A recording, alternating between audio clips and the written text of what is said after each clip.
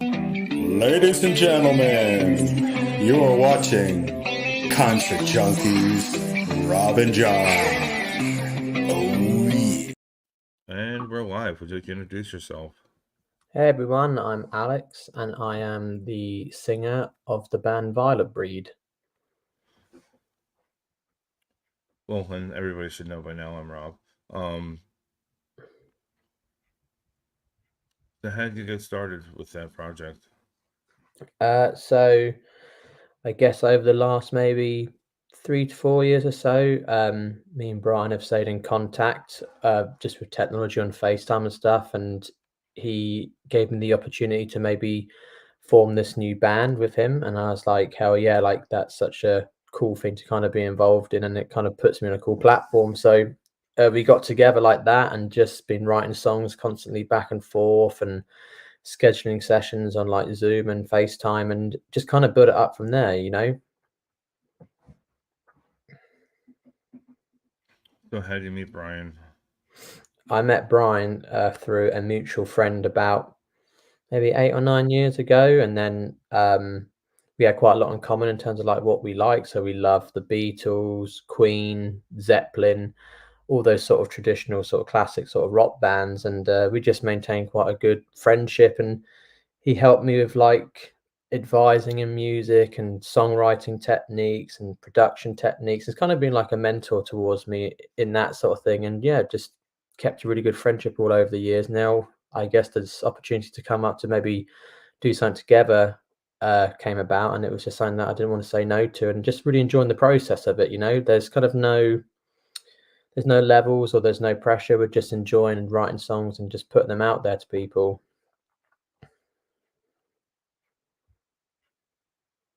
So you have one song out right now. hmm Are you planning on releasing more until the next year, or So at the minute, so the song we just put out back in September was the debut single Awake. And at the minute, we're just kind of working that, like doing the sort of the interviews and the social media campaigns and the Spotify sort of campaigning and now radio as well. And I think we're just going to ride out the year working this song and hopefully early next year put out another song. And we've kind of got the songs already like tracked and recorded, just sat on a hard drive. And I think we're just going to put them out maybe every couple of months and just kind of see where they go. so you're just going to EP it? Yeah, I guess at the end of it, yeah. So with Awake, what can you give us a little backstory on that? Yeah, so like Awake, all the songs kind of start from that core element of like being on the acoustic and having the melody. And when I was showing Brian, obviously the melody and the arrangement kind of stood out to him, and he was like, love the song, let's kind of map it down. So do this, do that. And I guess the song's just kind of about one of those songs that's just about being aware what's going on around the world. Like it's not a political song, it's not a angry song. It's just about being awake in yourself and being aware of what's around you and just trying to relate to people who've, I guess, got a voice or haven't been heard before. So that was kind of like the main themes of it. And we just wanted to make something that was kind of hard hitting, quite honest, and just straightforward and, to the point, if that makes sense.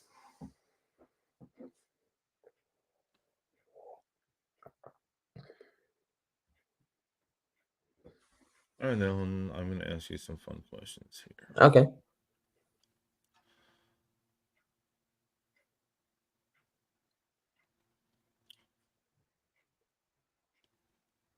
If you could have one of your songs in a movie, hmm what kind of movie would it be?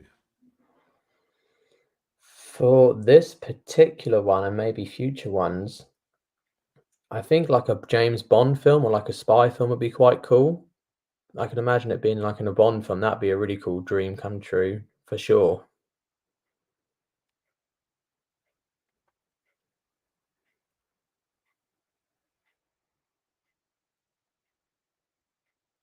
I ask this question every time, and I know everybody's probably going to be bored or sick of it. What do you want to leave as your legacy as a person? um, I think as a legacy, like that's quite a hard question, but I think as long in terms of music, as long as the music's made people happy or it's been there to support people for a time, I quite like the idea of that sort of the music's been an anchor towards people and helping people maybe just get through the day-to-day life and inspiring people, I guess, is probably the most generic answer, but it's true, I guess. What do you think is your life soundtrack at this moment? Mm. At the minute, I am enjoying quite a lot of The Cure with their new album out. I quite like that sort of gothicy, gloomy thing because of the maybe the winter's coming and it's been Halloween, so I've been quite enjoying that. But my life soundtrack always revolves around the same sort of band. So I listen to Queen a lot of the time. I listen to the Beatles and obviously Led Zeppelin. So that's kind of like always my life soundtrack, always going back to things that I've always enjoyed the most. So it'd be The Cure, Led Zeppelin. Do you feel that in any situation there's a song that will help the situation? Uh, in terms of me, like, you mean like from a motivational point or just a day to day? What day to day, like even emotional, like okay, I'm happy, so I'm gonna listen to this, or what do you call it? Got Like you. something that's gonna put you in In a good mood. a Yeah, higher I spirit probably, than being blah yeah, the entire day. I guess the song "Somebody to Love" by Queen, that sort of gospel uplifting vibe, that probably does it for me.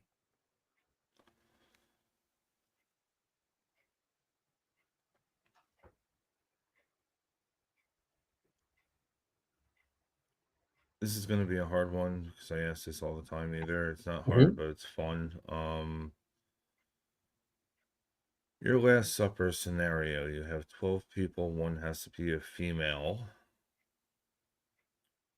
Cartoon to musicians, just no family members. And what are you serving? So one has to be female. What am I serving? Um, I would probably just be really simple and serve pizza because that's one of my favorite cuisines. And mm, female. Uh, God, I don't know. I'm trying to think of a musician. Maybe Janis Joplin. That'd be pretty cool. Having her around the table would be pretty fun, I guess, with her singing and stuff like that. She'd bring quite a cool element to it. It'd be very interesting. Yeah, that was a hard one. That was I've never had a question like that before, but it was good. Then you have 11 more people you can bring to this table. Freddie Mercury for sure. Marlon Brando because I love him in The Godfather. Al Pacino again because he's really cool.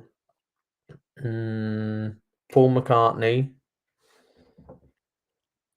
John Lennon.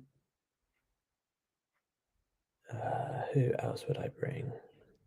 Robin Williams because he'll be cracking jokes all the time. I think he's really funny. That'd be amazing to see him there.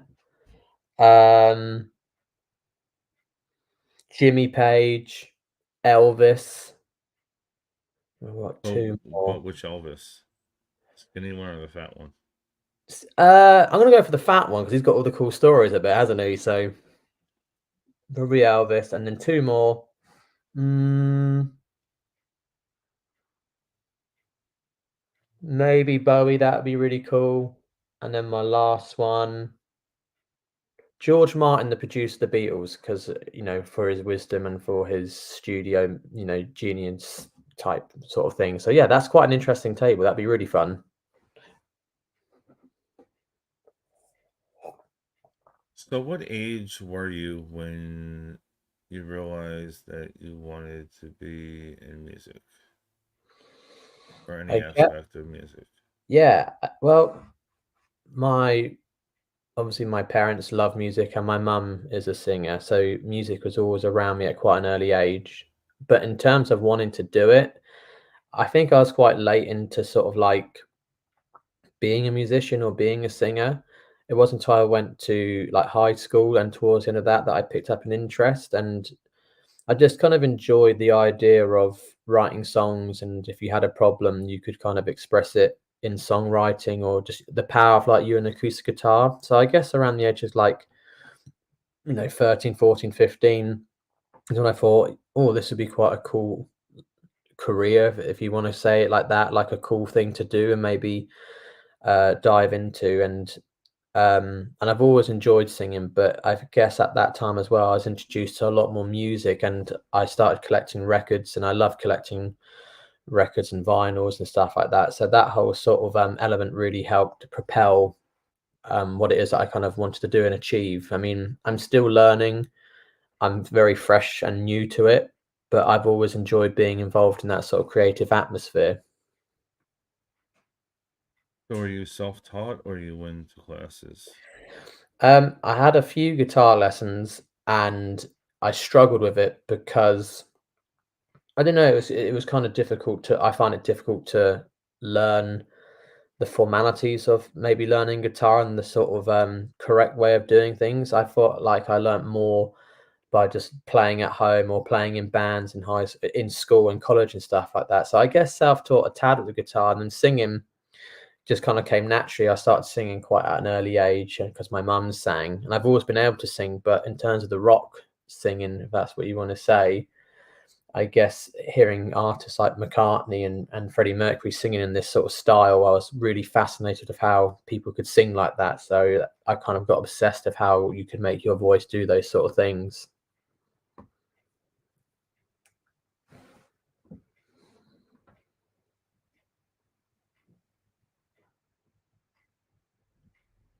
So, if you could pick your own festival, I Hmm. know we do 3 days. I'm just going to give you one. One day, who's my One day. headliners? Or Yeah, who are your headliners? I mean, headliner, main support. First to go on. should we do six? Want to do 6 or 5? We could do 6. That's fine. Yeah. And I mean, of course, you could put yourself on that bill, but I'm saying Okay, well, where I'll you do put 5. yourself is on you. But Yeah. Okay, well, just for the fun, then I'll do Violet Breed to open up the whole festival. Something okay. new, something fresh for people. Then I would probably go for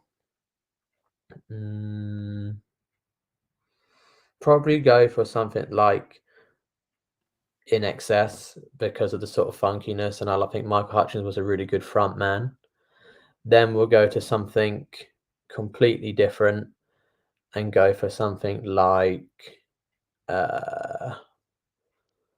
maybe Rolling Stones. You sort of go into a more bluesy, then Led Zeppelin, then the Beatles, and headliner for me is Queen. So that could be controversial because they're above the Beatles and Zeppelin, but that'd be my festival. Okay.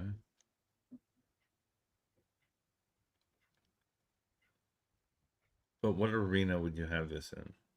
Would it be by you or the States? I would do it by me. I would love to see this concert at Wembley Stadium. Quite iconic. Everybody knows what Wembley Stadium is, and it's probably the biggest place you could probably play in the UK. A good 100,000 people. So is that your goal to sell that out one day? I mean, if I could get to that point, then that would be incredible. I mean, I'm happy just to play anywhere, and if we could get to that point of even playing like that, that'd be amazing. But yeah, Wembley Stadium would be the ultimate goal for sure. So what do you do when you're not playing? Do you play video games? Are you into reading? Are you into anime? Into anything that Yeah, people wouldn't think you'd be into? well, I like reading, so like I quite like Tolkien and like Lord of the Rings and the Silmarillion and the Hobbit. So I like reading those sort of fantasy books and in like spare time. I love movies, so I love watching like classic movies and kind of just keeping up to date with cinema. And I guess I'm really into it's just like a simple thing, but I love collecting records and drinking coffee. I know that sounds really basic and very No, boring, it's but not. I love the idea of just like, especially on a Sunday, like I'm not working, 'Cause I'm like I said, I have a full-time job. Do you know what I mean? I'm not like a rock star. I'm not like a full-time musician. I'm just a Yeah. I'm like everybody else out there who's trying to do something with their life. And I like on a Sunday waking up, getting a really nice coffee, and maybe going to a record store and, you know, flicking through records and trying to find something to explore and listen to. That's like that's me relaxing, you know, like zoning out, I guess. So you're coffee over tea? 100%. Yeah. Yeah, I know you would never hear an Englishman say that, but I am 100% coffee over tea.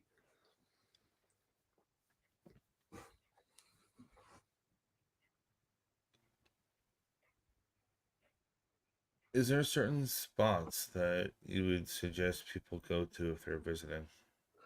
Yes.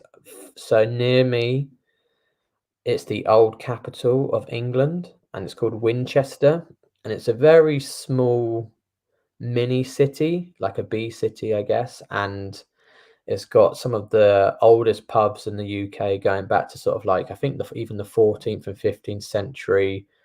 Um, People like Henry VIII used to go there, and it's an old sort of market town with these incredible old Tudor buildings. It's got a cathedral where they filmed the original Omen film, which is a bit of a trivia for people as well.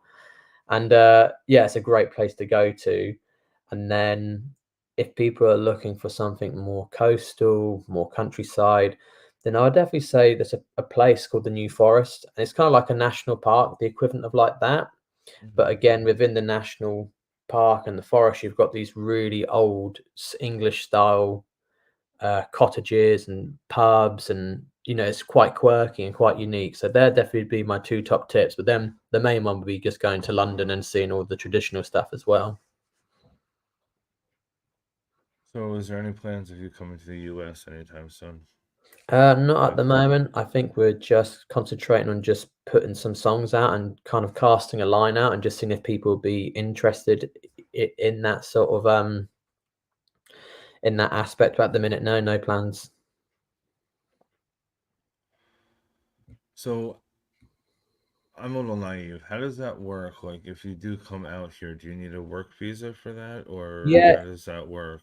yeah, you have to apply for an official visa. I'm not sure what one it's called, but you have to get like the sponsorship and go through that formalities. But I guess when it comes to that point, I would do that for sure. You know, you have to do those sort of things.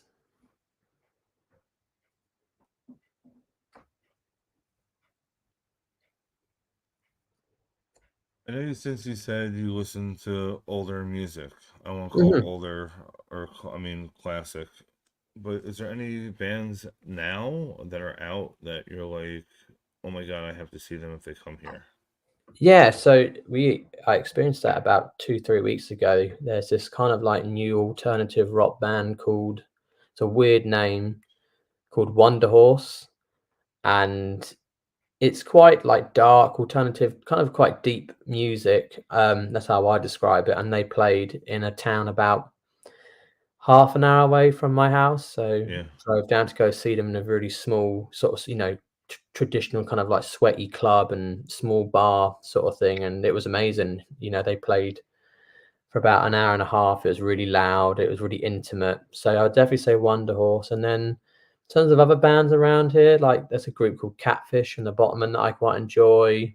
And I mean, there's not many bands really coming out, in if all honesty. Like, it's not like it used to be, I guess. But I think they'd be the sort of main two that I would go out and see for sure. Yeah, I mean, there's a lot of bands that are up and coming, yeah, up that, and what do you coming. call it, have been out, just they're starting to make noise now. Yeah, I mean, break the sort of glass ceiling sort of thing like that. yeah. I mean, there's so many out here that are just starting to blow up because of TikTok or Mm. well, like I'm pretty sure you guys have TikTok out by you, but is there another platform that everybody uses?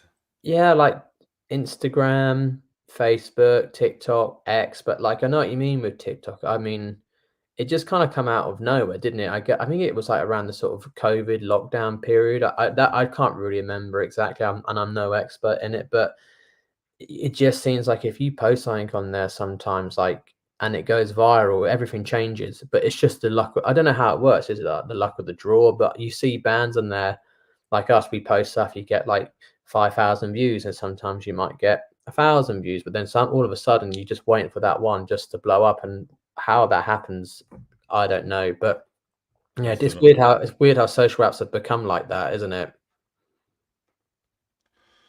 Yeah, like this can be at 100 later on or 1,000. Who knows? I mean, Yeah. you never really know, and you have no control over that at all. Hmm. So, not to bring up COVID because I mean, we did just speak about it for a minute. How was it by you? Like, do you think people changed? Um, Because I know I out here guess, we definitely did.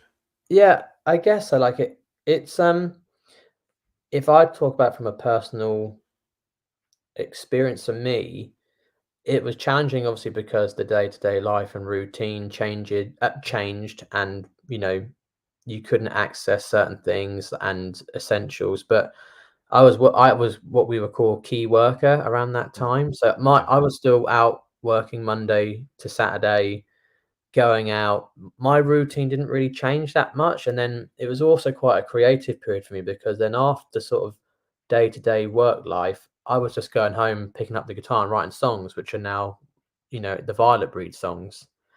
So in terms of like a creative process and stuff, for me it was great. But I understand for people how it was such a bizarre time. It's kind of hard to relate to what it did to so many people. And but that was just my experience through it. And then gradually over time, it was like a year, wasn't it? Things just opened up, and then you could go out in groups of six, and then it was Yeah. very strange. But I would say in some ways things are normal here, but I don't know what it's like for you guys over there.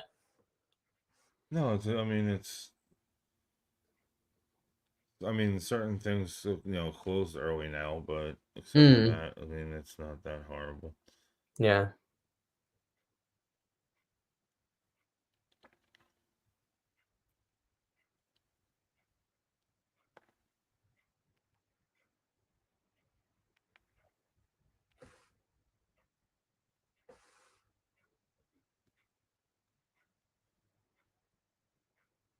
So, if you could be any cereal, what cereal would you be?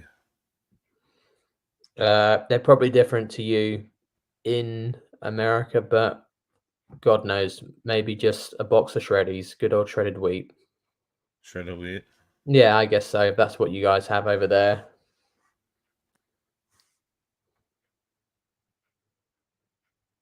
Okay. So, do you have a deadline of the other songs coming out? Uh, no, not really. I think we have a song scheduled for around early next year, and then I guess when that one comes out, the same sort of routine. You go out, you work the song, and you publicize the song, you get radio. But I think the plan is, like you said, at some point maybe do an EP. But I think the main focus is just singles. So maybe every 2 to 3 months put out a single, and just again cast that line out and just see how it goes. And if people enjoy it, then there's new music for people to listen to and enjoy. Do you mix and master in house, or do you have to send everything out?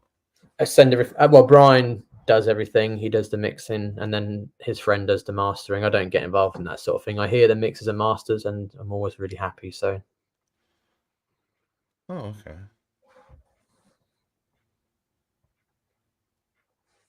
So, do you ever think that you'll be playing the same day as Tesla, like a duo, what do you call concert?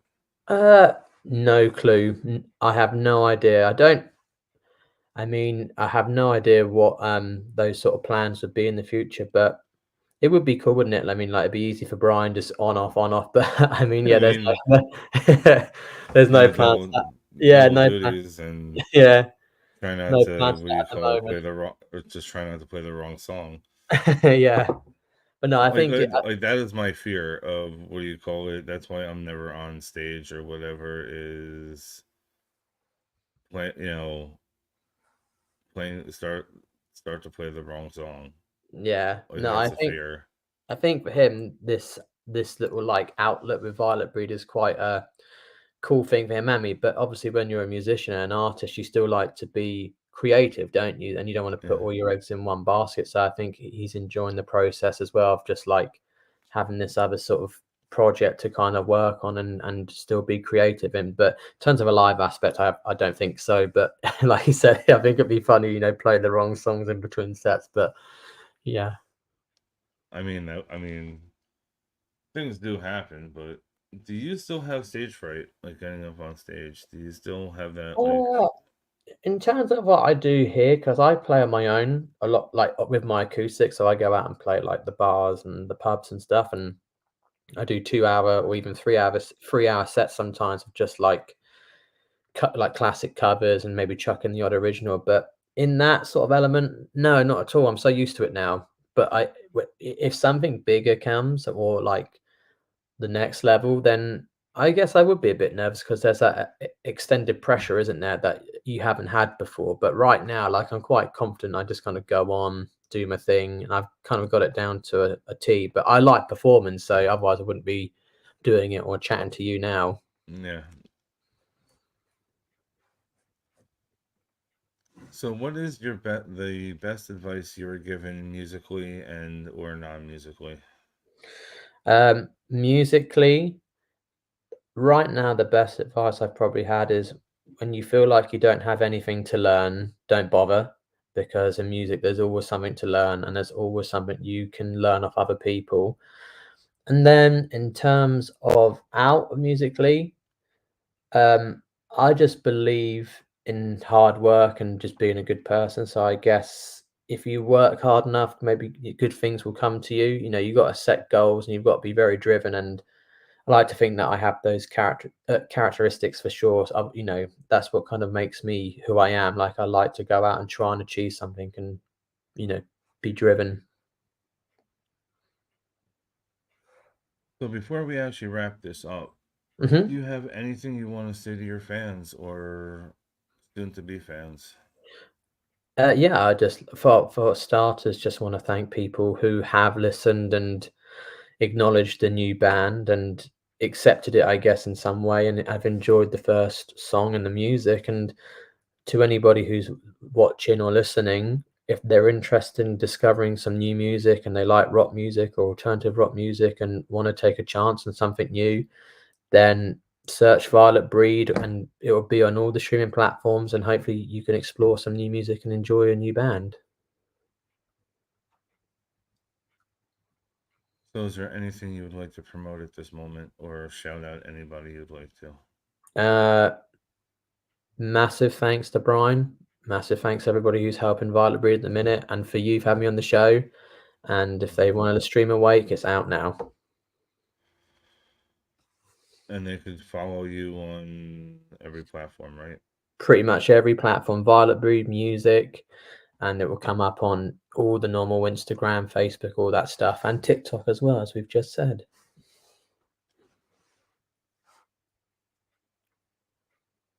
Just setting a reminder that this is on Facebook, YouTube, and Twitch. Twitch is just Concert Rob. It might be clipped on TikTok later tonight, and that's just my personal. If you on my personal, you'll know that. And I want to thank you for your time. I know we just got out of work, and it's time for you to relax. Yeah, no, I appreciate you having me on the show and for giving me the time to chat to you. It's been wicked. Thank you. And everybody, I will see you guys at 7 p.m. tonight with a few other guests, and I will talk to everybody soon. Oh yeah, don't forget to subscribe.